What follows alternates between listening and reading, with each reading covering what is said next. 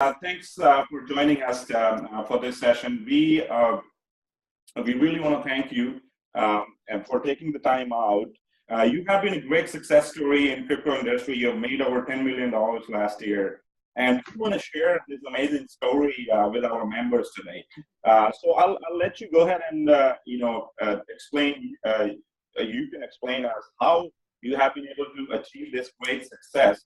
We're also trying to teach our members how they can diversify and achieve this great success like Adrian has done in the industry. So I'll let you go ahead and get started and tell us your amazing story, a success story in the crypto industry. Yeah, okay, let me just switch my mobile phone off. It's been a great, I've had a great run the last couple of years. It's been some great times. Originally, when I left school, I went to work in the offices, as an office clerk, within a company called British Gas. British Gas is a big company in the UK, and it started off there as a basic office clerk, really, when I left school, and basically that involved a 10-year span. So I worked in an office basically for 10 years, learning just basic office skills, and it was a well-paid job. It was a pretty more than average paid job compared to most jobs back then. So that was an interesting time for me when I first left school. So working in an office. But after 10 years of doing that, I took voluntary redundancy. The situation came up where they were looking to get rid of staff, and I put my hand up to say I would like to leave because I wanted to go off and do my own thing. So I took what they call a voluntary redundancy. The British Gas, they paid me I think it was around about, I don't know, £15,000 back then in the time. That's going back, I think, right back to 1996, I believe. So it wasn't about the money, but the money was nice. I received that payment, and they also paid me a bonus payment to go into any other business that I wanted to choose. Like it was a bonus payment to help me train for any other business that I wanted to move into. So at the time, to use that payment up, I went into driving instruction, believe it or not. So there was a 3,000 surplus payment. I used that money to train as a driving instructor because I thought that may have been something easy at the time. So I took training there, and I was teaching people to drive. And I qualified there, and I did that for about 1.5 years. And then I set up a taxi business in the UK, and I started driving taxis for myself. And then I started renting out taxis. I had about 6 or 7 other taxis which I bought, and I rented out to other drivers, so they rent the car from me. So that was a nice little business, making lots of money, but the hours were very unsociable, working Friday night, Saturday night into the early hours of the morning. And then from there I moved into mobile phone technology. That was the big thing back in the days when the Nokia phone came out, and a lot of people started using all the gadgets, the flashing aerials, the vibrating batteries, and people want to get their phones unlocked to use in other countries. And I was repairing phones, unlocking phones, and selling mobile phone contracts. And I did that for quite a few years after the taxi business. And I made a lot of money from that. I was working on market stalls and doing boot sales, all kinds of things, up early every morning. And I also then went on to buy my own shop, and then started trading from a shop, doing mobile phone accessories.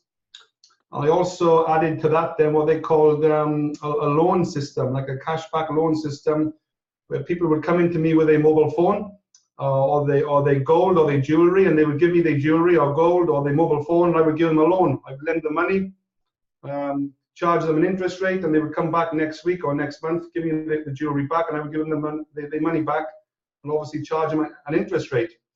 So that was very lucrative at the time and very profitable, and a lot of people are still doing that now, even today. But and then as that was happening, then sadly my mother's mother, she died sadly, and the house I was born in. That was the house I was born in. So I decided to buy the house off my mother and pay her the money for my first house. And the property was on my radar. And I wanted to get into the property game. You know, I wanted to start making money and buy property and hold property for the long term. So I bought my first property from my mother and my uncle. That was my mother's brother. So I paid them, I think it was around about 12,000, 13,000 pounds at the time. I think that was back in 1994, I think that was.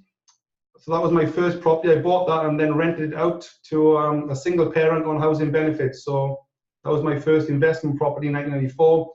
1996, I bought my second property, which I lived in myself for a small time.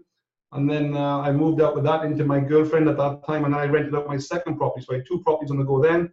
And then from 1999 up to about 2007, I started buying properties very quickly, more properties, remortgaging, borrowing money, buying. I ended up buying, I had 38 properties then, all in total between that time, up to 2007. So I made my first £1 million in property, basically. That was my first £1 million I made in equity in property. I didn't really class myself as a millionaire because all the money was tied up in property. So if I'd sold all the property and cashed out and paid the taxes, obviously, yeah, I would have been £1 million in the bank. Hello. So, but at the time, you know, when you're actually doing it, you don't think. For me personally, I didn't really class myself as a millionaire because all the property was there. I was just collecting the rent, paying the mortgage, collecting the rent, doing the repairs. It was like a job, like a job situation investment for me for the long term. So I enjoyed doing that for that period of time. And then 2007, 2008 kicked in. The credit crunch kicked in, and nobody was lending money anymore. The banks stopped, and the property market took a bit of a dive. And I started to lose a little bit of passion for property right then, and because it wasn't as easy and growing as fast as it was. So in 2008, I went to Spain to live for 2 years. I took a 2-year break, a 2-year holiday. I wanted to take some time off. So yeah, I went to Spain, and I rented a villa for a 2-year period. And the first 6 months in Spain, on the Costa Blanca, that was, I got off in Alicante Airport. It's about a 45-minute drive south of Alicante Airport. The first 6 months I did absolutely nothing, just enjoying myself and relaxing and chilling out. And then I moved on. I found a job out there selling property. And for the rest of the 18 months, I was picking people up from the airport and bringing them to their hotel. And that was all working underneath the company called Atlas International. So I was like a property rep, helping people find their dream home in Spain. So I was picking them up from the airport, taking them to the hotel, having breakfast with them, having lunch with them, showing them around properties, and then having an evening meal with them, like a 3-day inspection trip. And I did that for about 18 months. I got to know and learn all about the Costa Blanca south in Spain, which was a really good experience because I love Spain. And while I was out in Spain, at the same time within that 2-year period, I started to go onto the internet and then starting to look for other ways of sort of making money separate to property. And that's when I sort of started, you know, typing in those sort of words, you know, make money online, how to get rich fast, and all those type of keywords. So I started doing that while I was out in Spain on my balcony, and then I come across a few opportunities, as we all do. I lost a lot of money back then, and got involved in ended up getting involved in a lot of scams. I think I must have lost about $30,000 first myself. I lost that money just investing in different things and losing money before I got the grips and to know what I was doing. And then obviously I got involved in a few more lucrative businesses then, which I made my $30,000 back, and I started to get into profit. But it's only been since the last 3 years now, sort of 2015, I think it was the middle of 2015, that I came across Bitcoin, cryptocurrency itself, as an online business, as an affiliate program. And I thought, let's research this cryptocurrency, this Bitcoin thing. And yeah, I got involved then in my first sort of network marketing and affiliate program in the middle of 2015. I started to invest. I think I invested about $10,000 in that particular business, and that is actually still trading and still going strong today. And like a lot of others which have come and gone, a lot of them have disappeared. So yeah, that's 2015. That's when it all sort of started. I started with $10,000, and come sort of 2016 to the end of 2017, I thought that, you know, the Bitcoin price when I got involved was around about $200, but it was moving up rapidly to $300, $400. So I thought this seems very interesting. The price was moving up, the trend was up. So I thought I'm not going to waste any more time here. I'm going to jump into this and take some risks and gambles. So at the time, I didn't have much liquid cash, so I borrowed some money on my credit cards. I had about 10 credit cards at the time with about £10,000 worth of credit limit on there. So I borrowed £100,000 on my credit cards, and I put that straight into Bitcoin. I bought £100,000 worth of Bitcoin back sort of into 2000, over that period in 2016. As I was buying it, I couldn't release the 100,000 in one go. So I had 10,000 today on one credit card. I may have had another 10,000 next month on another credit card, and another 10,000. So I drew all that money down into my account, borrowed the money, and bought basically £100,000 worth of Bitcoin. Probably around about most of it was around about the 200, 300, but the rest for $400, $500, $600 mark as it was creeping up. So so just on that one sort of investment there, I probably made, I don't know, a good few million, I'd say. I probably had about 40 times my return of 100,000 into about 4 million, because the price of Bitcoin was going up in my favor, you know. All right. As we all know, 2017 was a big year when the price went through the roof. I think, if I'm not wrong, I think at one point you had hit like almost 13 or 14 million, I believe. Yeah, correct. At the end of 2017, I was on about 13 million. There are a few screenshots out there. Oh, beautiful. Sadly, that's dropped. I did manage to get, I did withdraw not far short of 2 million, or cashed in, just as a safety net. But that's sitting now at, sadly, that's dropped to 5.2 million. It's not a very good advert. Oh, wow. Wow. Thanks for sharing. So, because the price of Bitcoin now is right down, as we all know. Right. I think we're expecting very soon market will recover. Go back to the same. Yeah. Say again, I missed that. So it's an amazing story, Adrian, that you have shared. Sorry, sitting at about 5.2. Hold on a minute. 5.2 million. But obviously, the Bitcoin is in a real bad state right now. The price of Bitcoin right now is around about 6,000. I mean, really in a downward trend right now. Bitcoin is down about $6,300 right now. Beautiful. Yes. See, I think with any investment class, there are downturns and there are corrections. So, cryptocurrency industry is going through correction right now. And as we know, with any other asset class, eventually it will bounce back up. I think the blockchain is the future. So Bitcoin will hit, I think, a original price maybe by end of this year. That everybody expecting it will go back to again 20K, maybe by Christmas. Yeah, that's what a lot of people are hoping for. I got to be honest. I'm more than happy if we just hit. I think there's some kind of resistance level around about $11,200. That's right. Something on there. So I'll be more than happy if we hit $11,200 before the end of the year. I'll be more than happy. That'll be doubling your standing, almost doubling from where you are right now. Exactly. Yeah. So exactly. So everyone's in a different position. Depends on how much you're involved in this. But I prefer Bitcoin to go up slowly every year, rather than shoot up and come back down. I prefer a slow movement. Yes, definitely. And I think with time, the asset class is maturing. And once it's stabilized and the regulatory environment stabilized, and I think we will see a lot more stability in the price. The whole point around cryptocurrency is, as you know, the blockchain technology. It's an amazing, it's really next level technology, which is here to stay. And with that technology, cryptocurrencies are bound to grow in the usage, in the adaptability in the market.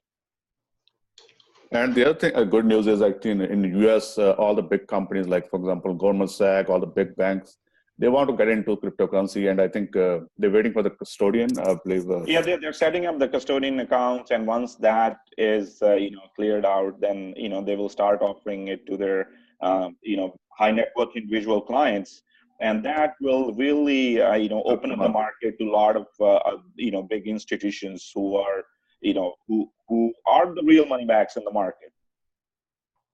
Yeah, definitely. Yeah, I think that's hopefully that's going to happen sooner rather than later. At the moment, I think the price is sort of it's being controlled or manipulated. I think at the moment they wanted to all these negative stories about South Korean and exchange in South Korea. I think got hacked a few days ago, and that pushed the price down. And they make the story 100 times worse than what it is. They like to create all this negativity. I think it's been deliberately done to get the price as low as possible, so that big fish can enter the market. Yeah, so all these big institutions can probably get in at the lowest price possible, lower. Yes, definitely, and we definitely agree with you. Yeah, 100% agree. Yes, we share the same opinion. So, Adrian, so what we can take away from the conversation is that your success story, it's amazing. What you have done is basically diversify and still able to grow, and that is the real story. We wanna hear from you. What are the different vehicles that you have used in order to generate this wealth? We can the AdPro and other programs. So let's talk about that a little bit so that our members can know about those programs. All right. Okay. Yeah. So yeah, obviously I put my own investment in over, as I mentioned earlier, £100,000. But on top of that, obviously I've been working within a number of affiliate programs to obviously help me grow my Bitcoin portfolio even further. So even if the Bitcoin price is going down or not moving as much, you can still make money from introducing people to the Bitcoin space through different affiliate programs. And I've been involved in a number over the last 10 years. The first one I got involved with, actually, I didn't mention it earlier, was Big Club Network, and I'm still in there now. I'm not building it as much as I have been, but that was the first business I got involved with, was Big Club Network, and that's paying me quite nicely now. But then I moved on then on to the likes of FutureNet, Future Ad Pro. I think that was back in March 2016, the end of March 2016. I got involved there, and that's basically a simple online program set up in two different ways, well, three different ways. Now they got the Futuro coin. Now they got the cryptocurrency side as well now. Right. So that was mainly from a social media platform. So the reason I joined that was I thought it was a great project.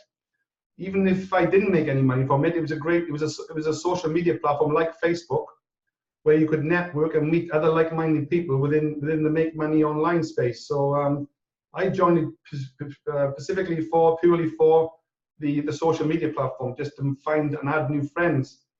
But yeah, I bought a few of these, what they call matrix positions. I invested $1,685 as a one-time payment within the FutureNet side. And I also invested, I think it was $5,000 on the Future Ad Pro side. So I started off there. I've been building a team there, and I got, I think must be over 30,000 people now, probably in my downline. Wow. I recruited a couple of hundred people. I think it's 300 odd personal people. So that's growing really nicely, and that's paying me, a couple of grand every couple of days. So I'm doing $4 and $5 grand withdrawals every couple of days. So I'm quite happy with that. Even if I'm on $1,000 a day with that on its own, that's a lot of money, Yeah, that's a lot of money by itself. Yeah, I think making a 40-50 grand per month from one program, that's awesome. Yeah, that's right. You're only, don't get me wrong, the people who make the biggest money are the people who do the work and build the teams. That's always the same. It's true. It doesn't matter what business you're in, if you're selling whatever, the people who do the work and build teams, they will always make money than the people who are passive, doing nothing. Perfect. Yes. So So if you can build your brand and get yourself known on Facebook, and what I did was basically over the last 2 or 3 years, I've been on Facebook quite a lot, and I started to do a few videos. I'm not, I wouldn't say I'm an expert or a professional like a lot of the gurus out there, but I just done it in a more relaxed way, and people got to follow me.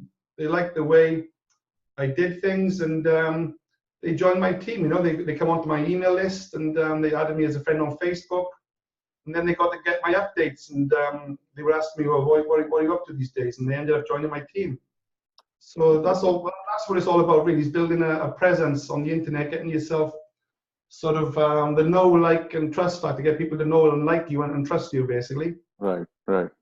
So and it all kicked off there, really, with FutureNet, FutureNet Pro. You know, yeah, I have been in a few other programs before that, which didn't work out. I'd made some money and I'd lost some money, you know. So, but this is where I sort of set up my little sort of trademark or brand with, you know, multiple streams of income. You know, spread your risk. You know, don't put all your eggs in one basket. You know. Right, right. Yes. No, actually, that's another point I'm gonna come to, because for you, actually, Adrian, can you explain like what is important for like diversify your portfolio? Like I know actually you're also involved in Dragon Mining, Mint Builder.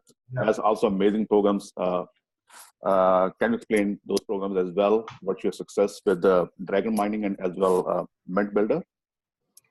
Yeah, Dragon Mining I've been watching it for about 18 months, but the actual mining there started in March 2016. Right. But I only actually got involved and took action September last year, 2017. So I started with $10,000. I bought a mining package, $10,000. That was my investment.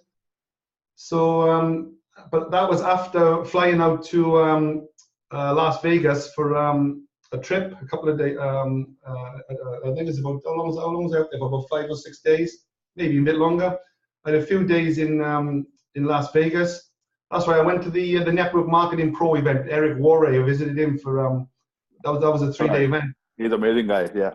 Yeah, so I went to that 3-day event in Las Vegas last November, and then after the event, we all teamed up with the rest of the guys in Dragon Mining. We flew from Las Vegas to Seattle, and then we stayed in Seattle for a few days, and we got on a coach in Seattle, and then we drove into the up into the mountains, it seemed to me, into the Washington State area, and this is where all this mining was going on. So there's lots of different, a lot of farmland, lots of units, and that's where the mining operation is taking place for Dragon Mining. So I went to the mining farm, I met all the owners, met the CEO, and I was pretty happy with what I saw. So that gave me the confidence then to put the $10,000 in and start my mining project, and then obviously start building the team. And but that's building nicely. It's working on autopilot 24/7. It's compounding. You know, my mining power is compounding daily, and I have very little to do with regards to that. But I do build a team within that and tell people about it. Right. And that's how I get my commissions, from building a team. And so for the likes of FutureNet, FutureNet Pro, I met the owners there. I've flown out to Poland, gone to a few of the events. The same I did with Dragon Mining. I met the owners there. The same again with another company called Swissgo Global. I met the owner there. The owners there. Okay. That's another similar Bitcoin mining program. Right. Yes. Right. Yeah, they are linked up with Genesis Mining. So, but they got Bitcoin mining, gold and silver. Okay. So that's doing really well. I got involved with that in November 2017. So, Adrian, how much you're making so far from your mining projects? Specifically, the Dragon Mining. Dragon Mining. Yeah, I got to be honest with you. The mining itself has obviously dropped now because the Bitcoin price has dropped. I know, for difficulty level because is high. Your paid outs are in Bitcoin, and obviously once the Bitcoin price goes up and your holdings goes up, basically. Exactly, yeah. So I can just log. Let me just share my screen for just 2 seconds. I don't mind the price, because don't forget, I only invested $10,000 now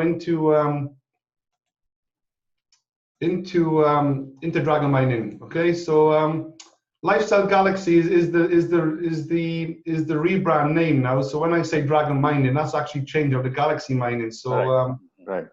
So you got Lifestyle Galaxy, and you've got the likes of let me just type it in here. So I'm using the name Galaxy Mining like a lot of us still do, but it's actually Galaxy Mining rather than Dragon Mining. Yeah, so there's the main page there for Dragon Mining, for Galaxy Mining if you want to buy a mining package. So, but because I'm an affiliate, I've upgraded to Lifestyle Galaxy now. So I got access to this dashboard, which I build my team in. So if I go into dashboard here, BTC Litecoin, there you go. And if I go into I can see there that I've got, I started off with 60,000 plus 11,000, so 71,000 gigahash. That's what I started off with. Okay. And I've repurchased 95,000. So if you add 95,000 on these 2 years, that comes to about 170. I got about 170,000 gigahash. So gigahash is the term used for mining power. Yes, that's click on history. I click on history. Obviously, there you go there. So I got 167,871 gigahash. If I scroll right back to where I started, how can I do that? So look, on the page. There we go. So I started on the 27th of September, as you can see there, 2017. That's right. Right. Which is 60,000. I was given an extra 11,000 bonus, so 71,000 gigahash. As you can see, this grows every day. The 71 is 72 the next day, 72 is 453, 70. It's going up every day. 73, see, 73,000. So my daily amount back then was about $36 a day back last December.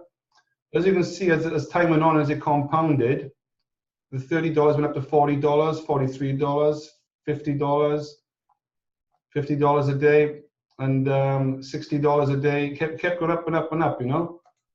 And let me go on to page 2.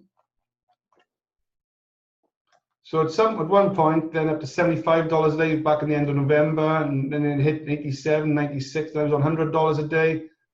So this was growing pretty rapid up until the end of the year, you know, $120 a day there, $125 a day. So, and I hit the highest, it was $156 a day. Okay. So what I was doing is I was compounding this and growing more gigahash. Right. But as we all know now, the prices dropped. As for the, our viewers, we want to tell them, you're reinvesting your earnings and, buying more hash power. And that's basically compounding. It's compounding a hash power, which in return compounding the money that you're making off of that hash power, because that's how it works. Yeah, that's a game of the mining. Yeah, I'm not really worried about this this $42 a day here. Because all I'm worried about is growing my gigahash. Right. That's right. Yep. That's the mining power you have. Yeah. So the more my gigahash, I just worry about my gigahash growing. As you can see, it's nearly doubled here from 71,000 when I bought it. It's up to 133,000 now, the 1st of January 2018. So my gigahash is still growing, but obviously that my daily income is dropped because the Bitcoin price has dropped. I'm down now to, as you can see, it's dropping and dropping. And this is why a lot of people are getting a bit disheartened with cryptocurrency mining now, because the price is dropping. But I'm not really bothered about this. I'm on and on about it. It's dropped to as low as $26 a day now. Right. So, but this is. I'm in this for the long term. You know, I'm in this for 3, 4, 5 year plan. Right. And this is what we want to explain to our viewers. We are showing them how to bring long-term wealth. It's not, you get in today and you get out tomorrow. It's not something that you can become a millionaire overnight. It's persistent and consistent hard work, and you're in the long term, and that's when you create real wealth. Exactly. Yeah. People are impatient. They want to get rich quick. They want to get rich fast. Right. They expect to join something for $25, and they want to know when they're going to get paid next. You know. You know, I got loads of people in my team from the likes of Nigeria and Ghana, and that's the way they think. That's the way they've been taught. I think in other programs they've joined in the past, they can join. It's great. They can join with $25. That's a nice an amount for people perhaps in poor countries. Right. But then expect to get rich from it's not going to happen. So right. I think any business you have to build is it takes time, patience, and you have to be very consistent on a daily basis. Yeah. Right. So if you're gonna put buy a $25 mining package, right. and basically just forget about it, put it in there, and just come back in 3 years' time, 4 years' time. You know, it's not going to happen overnight unless you want to obviously build a team and learn how to do that. You know. Right. That's a subject, yeah. And it is your last program you have is a Mint Builder. How's that program going? Actually, I really like this program as well. Investing in silver and gold. I think they pay you in Bitcoin as well. Yeah, the Mint Builder is a new project. I've been following it for a while. The guy who brought me in, he's in the UK. He lives near Gatwick Airport, and here we go. So I got involved. I'm in with the top guy, and this guy deals directly with the CEO of this company. And I'm pretty excited about this opportunity because over the last 2 or 3 years, my Bitcoin has gone through the roof. I got too much Bitcoin. I got too much.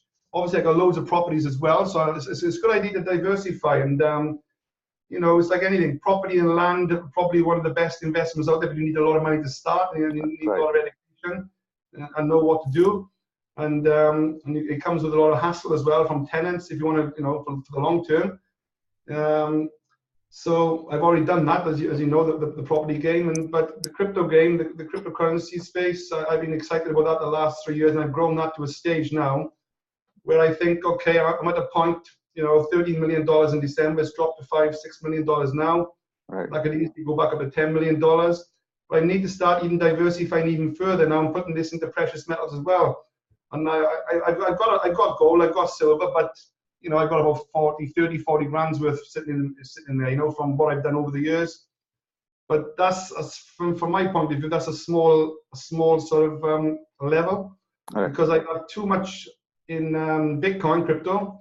So I need to get at least now, I'd say $1 million into this gold and silver, you know, at least from my point of view. Right. So I'm stacking as much silver as I can, mainly silver. I prefer silver because the price of silver is a lot cheaper. It's $17 an ounce approximately. Yes. And I feel the potential is to double my my wealth using silver over gold. Because if I put £1 million into silver today, that's only got to go from $16-17 an ounce to $34 to $34 an ounce. Only got to double. Right. My $1 million has turned into $2 million. Yep. Yes. So I won't be able to do that as quick with gold, I don't think. I will buy a bit of gold as well, but I'm putting about 90%. So every 100,000, I'm putting 90,000 into silver and 10,000 into gold. And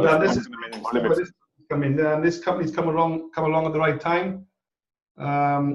So I've set up my own domain name there, as you can see at the top, goldsilvermillionaire.com. So I'm starting to market this page now, and you know, get some of the videos out there from Robert Kiyosaki, for example. Right. Yep.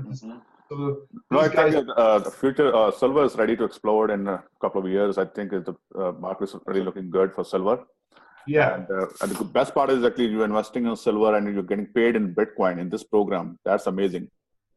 Yeah, you can actually buy your silver with Bitcoin. So what I could do now, I can just use my Bitcoin, and Mint Builder will accept my Bitcoins for silver.